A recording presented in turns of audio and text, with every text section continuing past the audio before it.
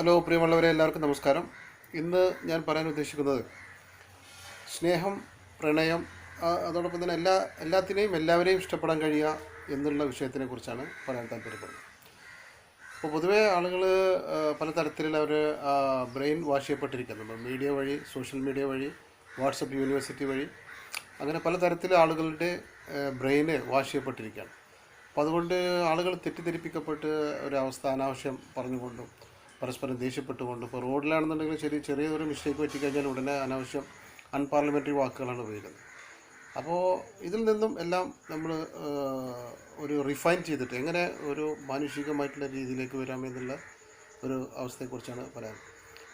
നമ്മൾ നല്ല കൂട്ടുകാരുണ്ടായിരിക്കുക, positive vibration ഉണ്ടായിരിക്കുക, നല്ല ആളുകളുമായിട്ട് കൂട്ടുകൂടി യാത്രകൾ ഇഷ്ടപ്പെടുക, യാത്രകൾ ചെയ്യുക, അതോടൊപ്പം തന്നെ എല്ലാവരെയും ഇഷ്ടപ്പെടാൻ കഴിയുക. നല്ല പുസ്തകങ്ങൾ വായിക്കുന്നതിലൂടെ നമുക്കൊരുപാട് ഐഡിയകൾ വന്നുകൊണ്ടിരിക്കും. നല്ല പുസ്തകങ്ങൾ എന്ന് പറയുമ്പോൾ വളരെ ബെസ്റ്റ് സെല്ലേഴ്സ് ആയിട്ടുള്ള കഥകൾ, ഇപ്പോൾ the Alchemist by Paulo Coelho, അങ്ങനെയുള്ള ഇപ്പോൾ മലയാളത്തിലാണെന്നുണ്ടെങ്കിൽ MT വാസുദേവൻ നായരുടെ കാലം, മഞ്ഞ്, നാലുകെട്ട്, അതോടൊപ്പം തന്നെ ഖസാക്കിൻ്റെ ഇതിഹാസം ബൈ OV വിജയൻ, അങ്ങനെയുള്ള കഥകളൊക്കെ വായിക്കുക. അതോടൊപ്പം തന്നെ ഏതെല്ലാം കഥകളുണ്ടോ നല്ല, അതിലിപ്പോൾ നമുക്ക് ഏറ്റവും ഇമ്മീഡിയറ്റ് ആയിട്ടുള്ള ഇപ്പോൾ ബെന്യാമിൻ്റെ ആടുജീവിതം, അത് വായിക്കുക, ആടുജീവിതത്തെക്കുറിച്ച് വായിക്കുക, നജീബുമായുള്ള ഇൻട്രാക്ഷൻ, ഇങ്ങനെ ലൈഫിൻ്റെ വ്യത്യസ്തമായിട്ടുള്ള കാര്യങ്ങളൊക്കെ പറയുമ്പോൾ നമ്മൾ ഈ ബ്രെയിൻ വാഷ് ചെയ്യപ്പെട്ട സാഹചര്യത്തിൽ നിന്നും പിന്തിരിഞ്ഞ് യഥാർത്ഥ ഗ്രൗണ്ടിലേക്ക് ഇറങ്ങി നല്ല മനുഷ്യന്മാരായി മാറുക എന്നുള്ളതാണ്. അപ്പോൾ എല്ലാത്തിനെയും ഇഷ്ടപ്പെടുക, എല്ലാത്തിനെയും സ്നേഹിക്കുക, പ്രകൃതിയെ ഇഷ്ടപ്പെടുക, പ്രകൃതിയിലേക്ക് മടങ്ങുക. ഈ കാണുന്നതെല്ലാം, പ്രകൃതിയിൽ കാണുന്നതെല്ലാം മനുഷ്യന് ആസ്വദിക്കാനും സെലിബ്രേറ്റ് ചെയ്യാനുള്ള എന്നുള്ളൊരു ഇതിൽ അതിന് കേടുപാടുകളില്ലാതെ മെയിൻറ്റെയിൻ ചെയ്യണം എൻവയോൺമെൻറ്റ്. പിന്നെ നമ്മൾ പോയി കഴിഞ്ഞാൽ അടുത്ത തലമുറക്കും ഇവിടെ ജീവിക്കണം, അവർക്ക് വെള്ളം വേണം, വെളിച്ചം വേണം, ഓക്സിജൻ വേണം. അപ്പോൾ ആ രൂപത്തിലേക്ക് മിതമായ രൂപത്തിൽ എല്ലാ സാധനങ്ങളും, പബ്ലിക്കായിട്ടുള്ള പൊതു കാര്യങ്ങളെല്ലാം മിതമായ രൂപത്തിൽ ചിലവഴിക്കുക.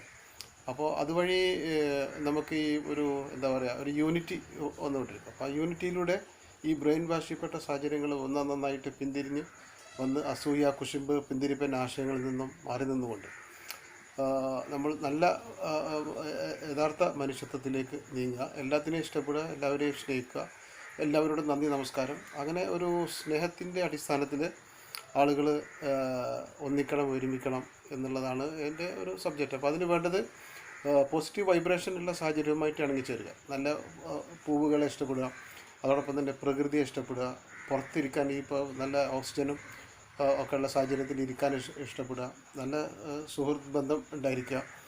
സുഹൃത്തുക്കൾ ഏറ്റവും നല്ല ഒരു അസറ്റാണെന്നാണ് എൻ്റെ കാഴ്ചപ്പാട്. നല്ല സുഹൃത്തുക്കൾ ഉണ്ടായിരിക്കുക, അവരിൽ നിന്ന് നമുക്ക് മോട്ടിവേഷൻ കിട്ടും, നല്ല വൈബ്രേഷൻ ഉണ്ടായിരിക്കും. അങ്ങനെ നെഗറ്റീവ് സാഹചര്യത്തിൽ നിന്നും പൈശാചിക സാഹചര്യങ്ങളിൽ നിന്നും മാറി നിൽക്കുകയും ഒക്കെ ചെയ്യുക. അങ്ങനെ ക്രമേണ സ്റ്റെപ്പ് ബൈ സ്റ്റെപ്പായിട്ട് ഒരു യഥാർത്ഥ മനുഷ്യനായി മാറുമെന്നുള്ളതാണ്. വായനയിലൂടെ തന്നെ മിക്കവാറും സാധിക്കും. കാരണം ഒരു നല്ല പുസ്തകം വായിക്കുമ്പോൾ അതിൽ ഒരുപാട് ബെസ്റ്റ് കഥാപാത്രങ്ങൾ വരും. ആ കഥാപാത്രങ്ങളുടെ മാനറിസ് നമ്മൾ പഠിക്കും, ആ കഥാപാത്രങ്ങളുടെ ഒപ്പം നമ്മൾ യാത്ര ചെയ്യും. അപ്പോൾ അങ്ങനെ നമ്മളിൽ ഒരു മോട്ടിവേഷണൽ അല്ലെങ്കിൽ ഒരു വൈബ്രേഷൻ സംഭവിക്കും. അപ്പോൾ അതിലൂടെ നമുക്ക് നല്ല സന്മനസ്സുള്ള ആളുകളായി മാറാം.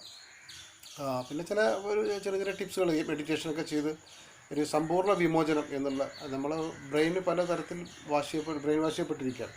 അപ്പോൾ അത് പല ഡൈവേഴ്സിറ്റി ഉണ്ട്. അപ്പോൾ അതിനെല്ലാം ക്രോഡീകരിച്ചുകൊണ്ട് ഒരു പ്രയോറിറ്റൈസ് ചെയ്ത് കണ്ട് സ്റ്റെപ്പ് ബൈ സ്റ്റെപ്പായിട്ട് നല്ല നന്മയിലേക്ക്, ഒരു കൊളാബറേറ്റീവ് മൂഡിലേക്ക് നമ്മൾ അങ്ങനെ സിസ്റ്റത്തിലേക്ക് വന്നു കഴിഞ്ഞാൽ ഇത് സ്റ്റെപ്പ് ബൈ സ്റ്റെപ്പായിട്ട് വളരെ ഇമ്മീഡിയറ്റ് ആയിട്ട് സാധ്യമാണ് എന്നുള്ളതാണ് എൻ്റെ ഒരു കാഴ്ചപ്പാട്.